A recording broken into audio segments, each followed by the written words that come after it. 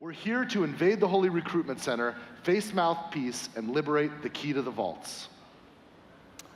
Okay, so like Randy just mentioned, we've skipped ahead in this story, but if you'll notice, we've also skipped ahead in levels. So I want to take the time to show you the skill trees in Borderlands 3. All right. So when you first get your skills in Borderlands 3, you don't just have one action skill available to you, you have all 3 action skills available to you at the moment you open it up. So then what you do is you equip one of your action skills. Do we want to take a look at the action skills? So this first one is Phase Grasp. Now Phase Grasp will be reminiscent of Maya in that she'll be able to control the battlefield by lifting enemies up into the air.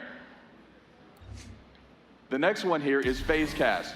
With Phase Cast, she'll shoot out a spectral form of herself to kill enemies on the battlefield. And finally, we have Phase Slam. Now, Phase Slam is an area of effect that comes out around Amara and destroys enemies and knocks them back.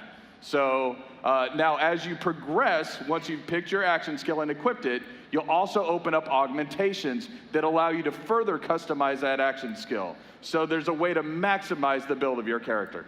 We've worked hard to make sure that each of our 4 characters is completely unique, but even within each character, there are hundreds of meaningful options. If 2 people want to team up and play the same character, they will very likely have completely different capabilities.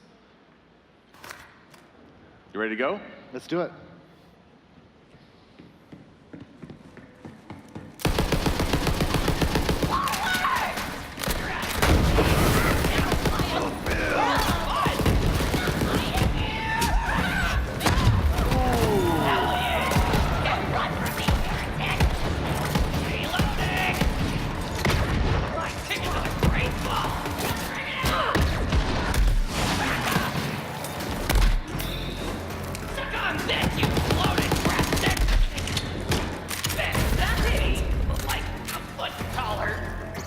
That was very lucky.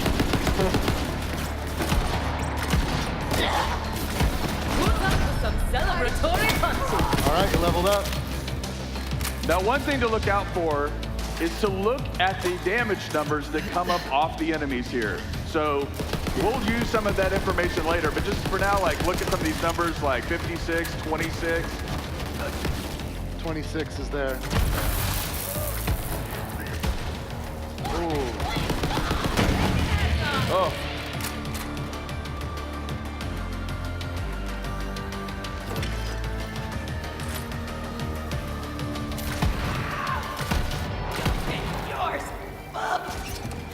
Now that's a Hyperion shotgun. Hyperion shotguns have shields that come out. You want to switch back to that shotgun? I will have a place in the great fucking fire crashes!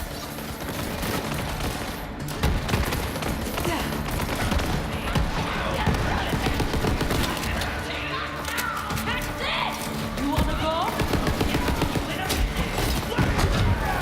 Oh, that's so great.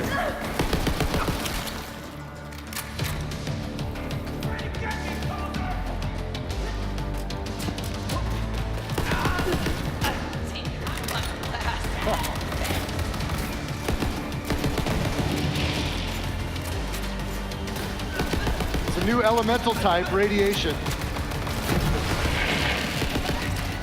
Guy hit critical mass. If a radiated enemy dies, he'll explode and radiate the enemies around him.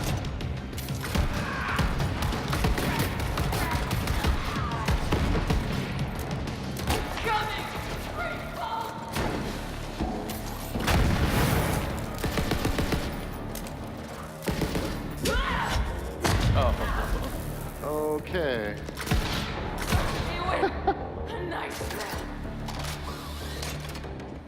That's mayhem. All right, I think you cleaned this area up. Let's see what kind of loot we can find. It's an outhouse, but it's got a green light. It's some good stuff. Okay, let's see here. So Amara's level 5, these weapons are level 5. I want you to notice that, by the way. Notice the 2 here. We've got a rare and an epic, both level 5. And the reason why I want you to remember that is because that was kind of a challenging fight.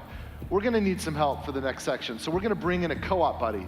Borderlands 3, of course, is fully co-op playable, split screen, networked, however you like to play. Amara just picked up the purple. Turn around and let's look and find our co-op buddy. This is Zane Flint, the operative. Say hi, Zane. All right, we're going to switch to Zane's view. Can we flip that now? Okay, this is Zane's view. I want you to notice something here. Zane is level 25. So obviously Zane's been playing longer than Amara, who is level 5. And if we look at Zane's loot, he's got his own instance of loot. What's going on here? This is called loot instancing. It's a new optional feature in Borderlands 3, and it allows each cooperative player to have their own instance of loot.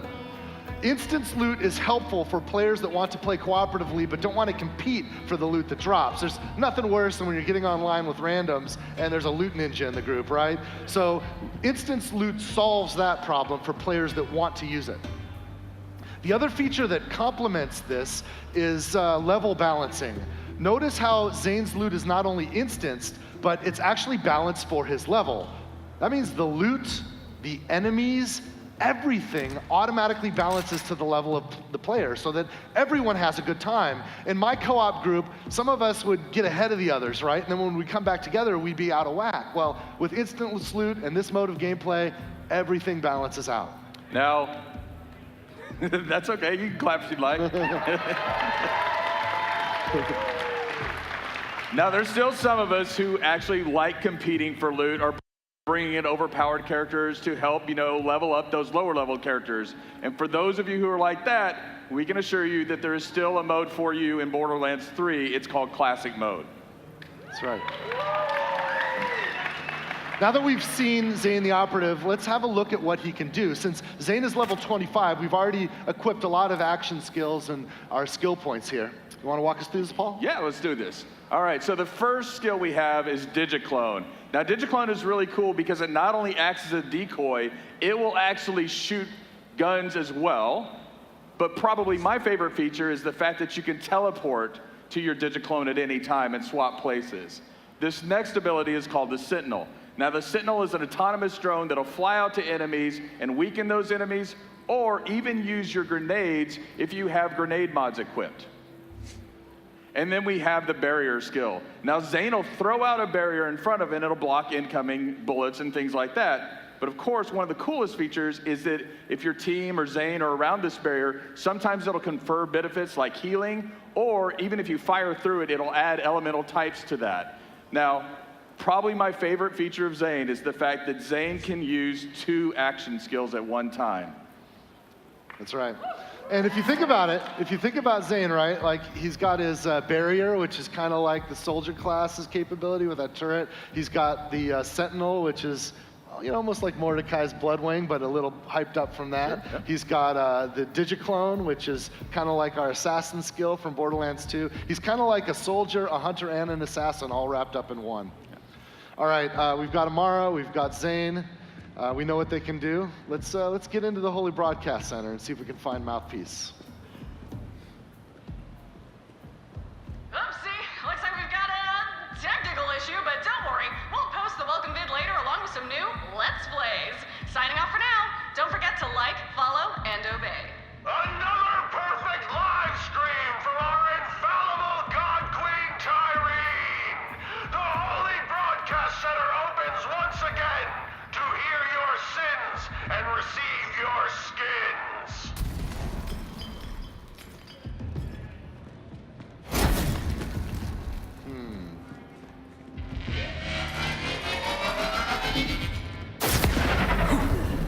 Ouch.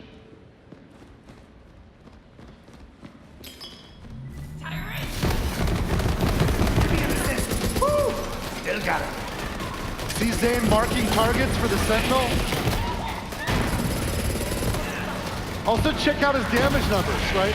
His enemies are level 27, but his damage is balanced to Amara's game, because he's in Amara's game right now.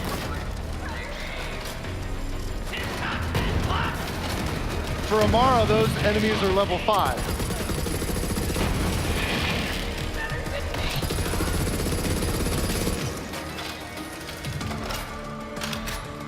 All right, we clean this area up. Let's see if we can find some loot. Okay, now, once again, being honest, you know, to show the breadth of guns that we have in the game, or just some of the breadth, we cheated a little bit and added some chests with some better weapons here. That red chest isn't going to be in the game you play. We just added that for this purpose because it's okay. There's plenty of red chests. You guys will be fine. We'll feed you baby birds. It's cool. We wanted to show you some TDR guns, right? Because you remember TDR, they're disposable. Instead of reloading them, you throw them away. And when you throw away a TDR gun in Borderlands 3, some crazy shit can happen. We've got, you know, guns with legs. Let's see some other options. What does this one do?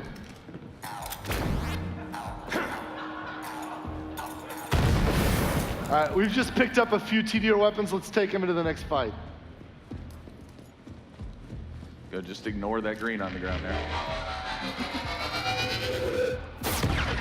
We're just not gonna learn, are we? We're just gonna keep eating those speakers.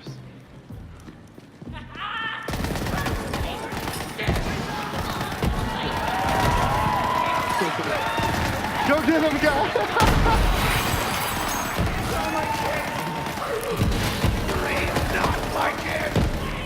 Oh, it's adorable. You can see that one Merv's rockets out. Yeah, throw another one of those Merv guns out. Check this out. With homing rockets.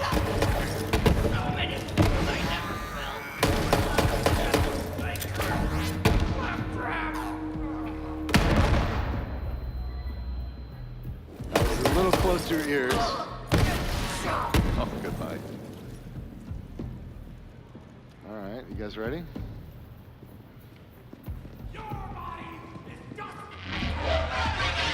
Oh, you learned! We can dodge that. Oh.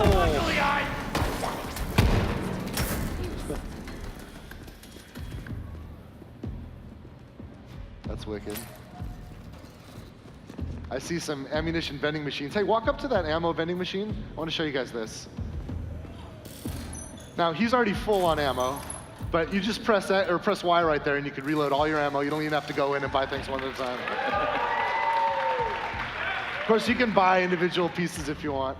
Now, I don't know about you guys, but whenever you play a video game and you happen upon a room where there's ammo and vending machines to kind of make sure you're stocked up, it can be a pretty safe bet that you're about to run into a boss fight.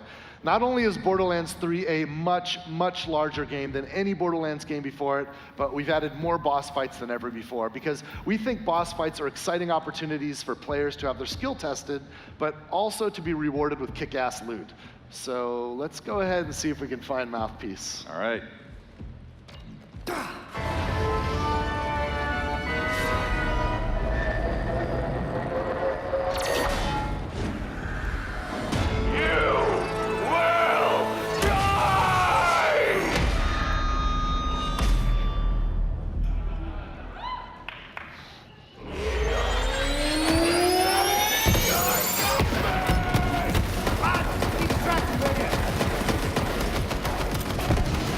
His shield's like an equalizer.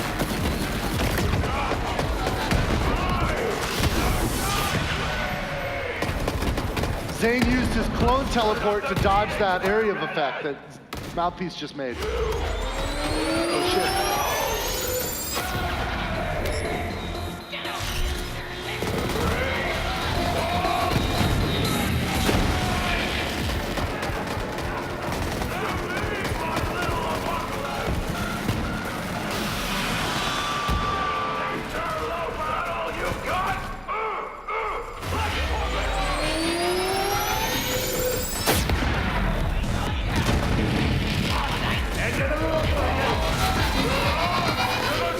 Oh god, you're gonna eat it.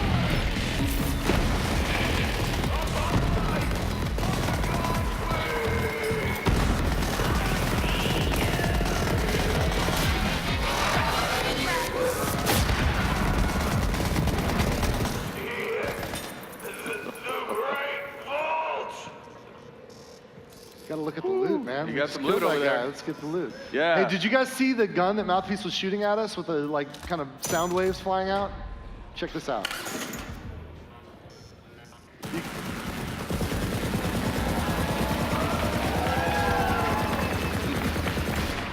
One of the greatest feelings in Borderlands is when an enemy's using a gun against you, you kill that guy, and then you take that gun and use it against your next foes. I love that so much. Yeah, well, let's do what we came here for, and let's get the vault map. Amara, you gonna pick that up? Did you come all this way for that busted-ass map, or are you just here to see me? Didn't know you were such a super fan. Well, you missed the show. Oh, right. But you're all like, what's up with those husks? Well, it's a thing I do. Check out the screens.